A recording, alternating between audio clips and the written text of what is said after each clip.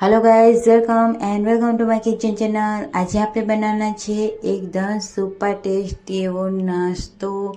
તમે સમોસા, કચોરી બધું જ ખાવાનું ભૂલી જશો અને એકદમ યુનિક, એકદમ અલગ નાસ્તો।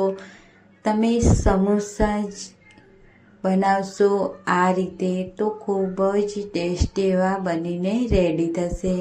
એકદમ ઇઝી ટિપ્સ અને એકદમ સરળ રીતે ફટાફટ બની જતા આ નવો નાસ્તો। તો ચાલો ફટાફટ રેસીપી સ્ટાર્ટ કરી લઈએ। અને જો તમે અમારી ચેનલ પર નવા હોય તો લાઈક શેર સબસ્ક્રાઈબ કરવાનું બિલકુલ પણ ભૂલતા નહીં। તો એક મોટી ડીશમાં 1 વાટકી મેદાનો લોટ એડ કરીશું। ચપટી થોડું મીઠું એડ કરી અને મિક્સ કરીશું।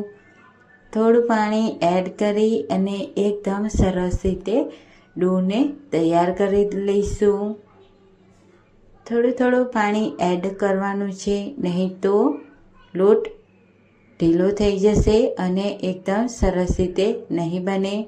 તો લોટ આ રીતે બાંધી અને તેલના ટીપા છાંટી દઈશું અને એકદમ આ રીતે લોટને બાંધી અને રેસ્ટ માટે મૂકીશું સાઈડમાં 10 મિનિટ। તો ત્યાં સુધી આપણે વેજીટેબલ્સ કટ કરી લઈએ। તો 1 ટમાટર, 1 ડુંગળી, 1 મોટું કેપ્સિકમ અને 1 આદુનો ટુકડો લીધો છે મેં। તો આપણે બધું જ એકદમ સરસ રીતે ઝીણું આ રીતે ચોપ કરી લઈશું। તો ડુંગળી, ટમાટર અને કેપ્સિકમ આ રીતે આપણે કટ કરી લઈશું। તો આપણે જે કેપ્સિકમ છે તેનો આપણે બિયાવાળો ભાગ આપણે લેવાનો નથી, તો આપણે તેને સાઈડમાં મૂકી દઈશું અને આ રીતે મોટું આપણે ચોપ કરી લેવાનું છે।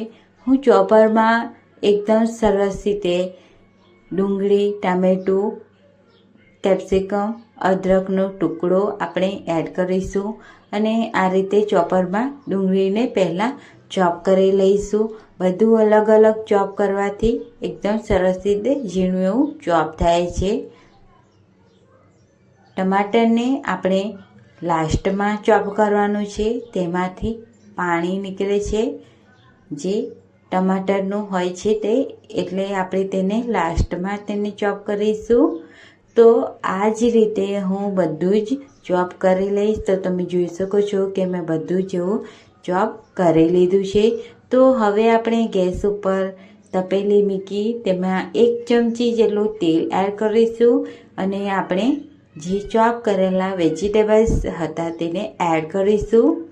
ત્યારબાદ હવે આપણે તેમાં મસાલા કરી લઈએ। તો 1 ચમચી ગરમ મસાલો એડ કરીશું, 1 ચમચી હળદર એડ કરીશું અને બધું જ એકદમ સરસ રીતે મિક્સ કરી લઈશું। તો આ રીતે પહેલાં એકદમ સરસ રીતે મિક્સ કરી લેવાનું છે। ત્યારબાદ બીજા વેજીટેબલ્સ એડ કરવા હોય તમારે તો તમે એડ કરી શકો છો।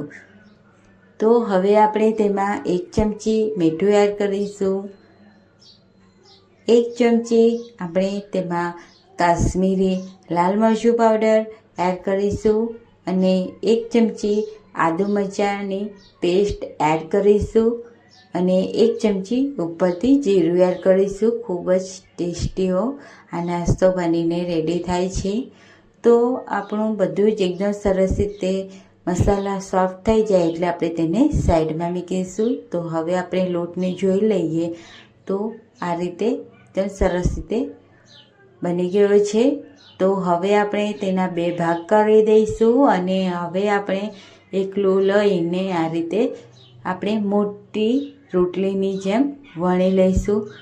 તો તમે જોઈ શકો છો કે એકદમ પાતળી એવી અને એકદમ પાટલીની સાઈઝની મેં રોટલી વણીને રેડી કરી છે। તો હવે આપણે ચપ્પાના મદદથી તેના 4 ભાગ કટ કરી લઈશું। હું પિઝા કટ કરી રહી છું, પિઝાના શેપથી। તો હવે આપણે ફરી એક વખત આ રીતે ચપ્પાના મદદથી કટ કરી લઈશું। તો આ નાસ્તો ખૂબ જ ટેસ્ટી એવો અને એકદમ હેલ્ધી એવો રહે છે બાળકો માટે।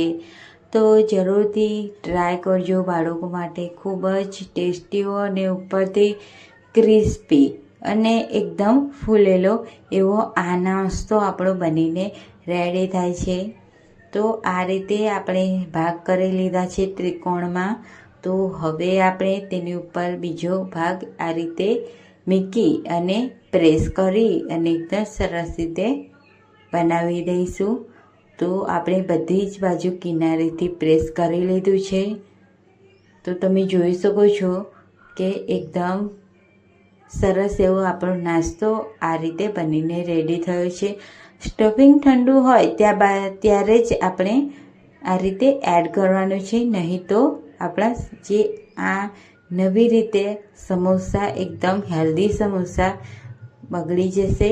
તો બાજુમાં મેં તેલ ગરમ કરવા મૂકી દીધું છે. તો હવે આપણે તેને હાઈ ફ્લેમ પર તળીશું. તો તમે જોઈ શકો છો કે એકદમ સરસ એવા ખીલા અને ગોલ્ડન બ્રાઉન થઈને રેડી થઈ ગયા છે. તો આ રીતે આપણે બધા જ ન્યૂ ટાઈપ સમોસા આપણે બનીને રેડી થઈ ગયા છે. તો આપણે કિચન પેપરમાં કાઢી લઈશું. ગોલ્ડન બ્રાઉન થાય ત્યારે જ આપણે તેને કાઢવાના છે. ખૂબ જ ટેસ્ટ એવા ગરમા ગરમ આ સમોસા નવી જ રીતે તો ફટાફટ બની જતા ફ્રેન્ડ્સ. તો તમને આ રેસીપી કેવી લાગે છે તો મને કમેન્ટમાં જરૂરથી જણાવજો. તો આ રીતે બધા જ સમોસાને આ રીતે આપણે તળી લઈશું અને સર્વિંગ પ્લેટમાં સર્વ કરી લઈશું. તો તમે જોઈ શકો છો કે ઉપરથી એકદમ ક્રિસ્પી અને એકદમ યુનિક રીતે આપણા બધા સમોસા ન્યૂ ટ્રીક સાથે નવી રેસીપી સાથે બનીને રેડી થયા છે. તો બાળકોનેથી લઈને મોટાને ભાવે એવા એકદમ હેલ્ધી એવા સમોસા બનીને રેડી થયા છે. આ રીતે જરૂરથી તમે ટ્રાય કરજો અને મને કમેન્ટમાં જણાવજો કે તમને આ રેસીપી કેવી લાગી. ત્યાં સુધી બધાને આવતા વિડીયોમાં મળીએ. ત્યાં સુધી બધાને બાય બાય ફ્રેન્ડ્સ. અને તમે જોઈ શકો છો કે આપણા સમોસા ઉપરથી એકદમ ક્રિસ્પી અને ફૂલા અને તોડીને પણ બતાવી દઉં. તો તમે જોઈ શકો છો કે એકદમ સ્ટફિંગ આપણું ભરેલું એવું બનીને રેડી થયા છે. તો ચા સાથે તમે સર્વ કરી શકો છો. ખૂબ જ ટેસ્ટી એવા આ રેસીપી નવી કેવી લાગી ત્યાં સુધી આવતા વિડીયોમાં મળીએ. ત્યાં સુધી બધાને બાય બાય.